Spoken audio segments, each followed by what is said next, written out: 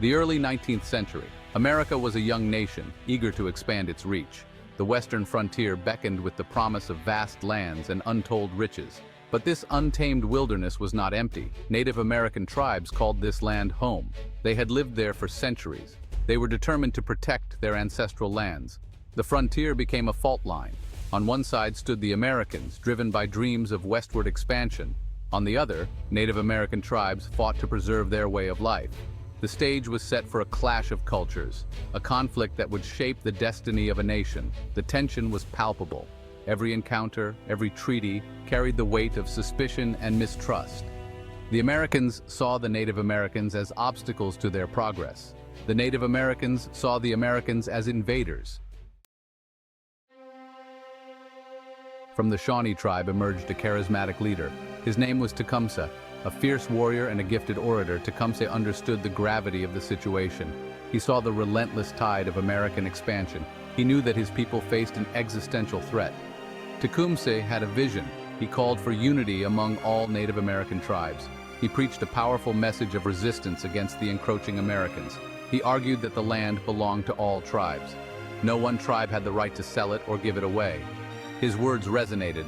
Tribes across the land heeded his call. They saw in Tecumseh a beacon of hope, a leader who could unite them against a common enemy. On the American side stood William Henry Harrison, the governor of the Indiana Territory, a man of ambition and ruthlessness. He viewed the Native American resistance as a direct challenge to his authority, and he was determined to crush it. Harrison was a shrewd politician. He understood the power of public opinion. He painted the Native Americans as savages. He used fear and prejudice to rally support for his military campaigns. He was playing a dangerous game. Harrison saw an opportunity in the growing tensions with Tecumseh. He knew that a decisive victory would secure his legacy and pave the way for further American expansion.